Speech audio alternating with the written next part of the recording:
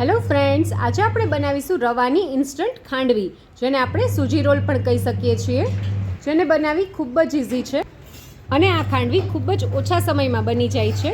તો ચલો બનાવીએ. આપણે સૌથી પહેલાં 1 કપ જેટલો રવો એડ કરશું.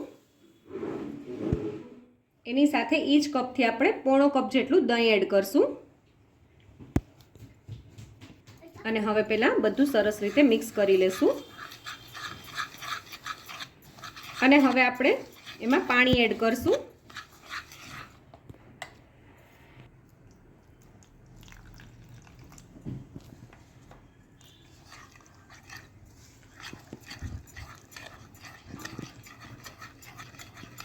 મેં જે કપથી રવાનું માપ લીધું હતું એ જ કપથી મેં પાણી લીધું હતું. મેં આમાં 1 કપ જેટલું પાણી એડ કર્યું છે અને આપણે આપણા બેટરને આવી રીતનું રાખવાનું છે અને હવે આપણે આપણા બેટરને 15 મિનિટ સુધી રેસ્ટ આપી દેશું. 15 મિનિટ જેવો સમય થઈ ગયો છે. હવે આપણે ઢાંકણ ખોલીને જોઈ લઈએ.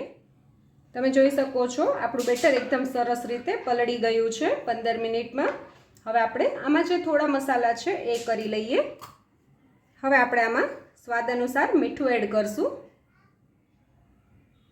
આદુ અને મરચાંની પેસ્ટ એડ કરશું. મેં અત્યારે 1 ટીસ્પૂન જેટલી એડ કરી છે. 1/2 ટીસ્પૂન જેટલા ચીલી ફ્લેક્સ એડ કર્યા છે. થોડી ઝીણી સમારીને કોથમીર એડ કરી છે. અને હવે આપણે બધું પહેલાં મિક્સ કરી લઈએ. અને આની સાથે જ આપણને થોડું બેટર જાડું લાગે છે તો એની સાથે આપણે થોડું પાણી બી એડ કરી દેશું.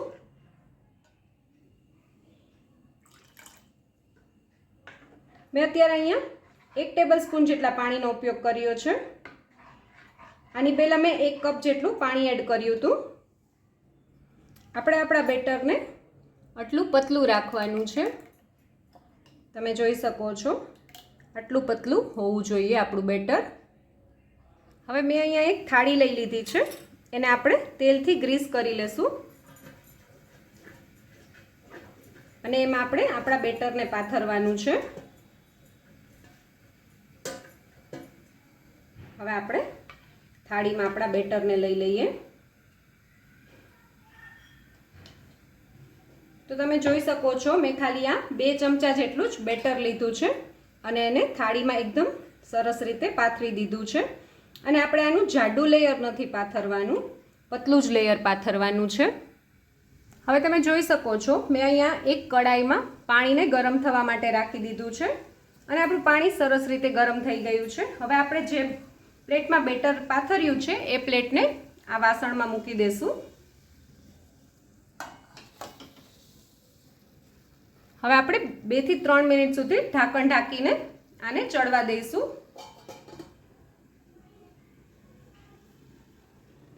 2 થી 3 મિનિટ જેવો સમય થઈ ગયો છે. હવે આપણે ઢાંકણ ખોલીને જોઈ લઈએ.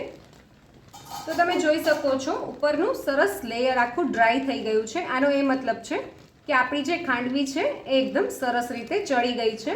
અને હવે આપણે ગેસની ફ્લેમ બંધ કરી દઈશું. હવે આપણે આનો રોલ કરી લઈએ. તો આપણે આનો આ રીતે રોલ કરી લેવાનો છે.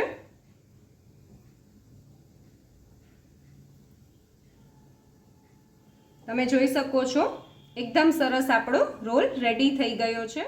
અને જ્યારે આપણે રોલને આખો સરસ વાળી લઈએ ત્યારે જે લાસ્ટનો આ ભાગ રહે એની મેળે જ ચોટી જશે, એટલે આપણું લેયર ખુલશે નહીં. તમે જોઈ શકો છો. અને હવે આપણે આ જ રીતે બધા રોલને રેડી કરી લઈશું.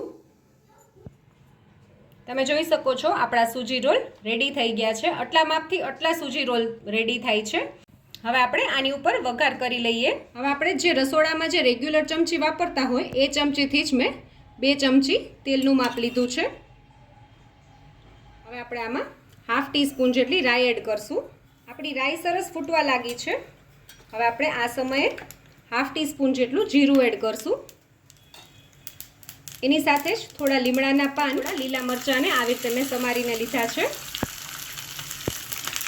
અને હવે આપણે ગેસની ફ્લેમ બંધ કરી દઈશું અને હવે આપણે વઘારને આપણી જે ખાંડવી છે એના ઉપર રેડી દઈશું.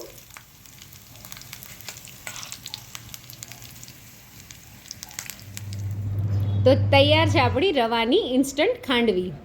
જો તમને મારો આ વિડીયો ગમ્યો હોય તો મારા વિડીયોને લાઈક કરજો, શેર કરજો અને મારી ચેનલ કુકિંગ વિથ ઉમા પુરોહિતને સબસ્ક્રાઈબ કરજો, જેથી કરીને આવા નવા વિડીયો હું તમારી સાથે શેર કરી શકું.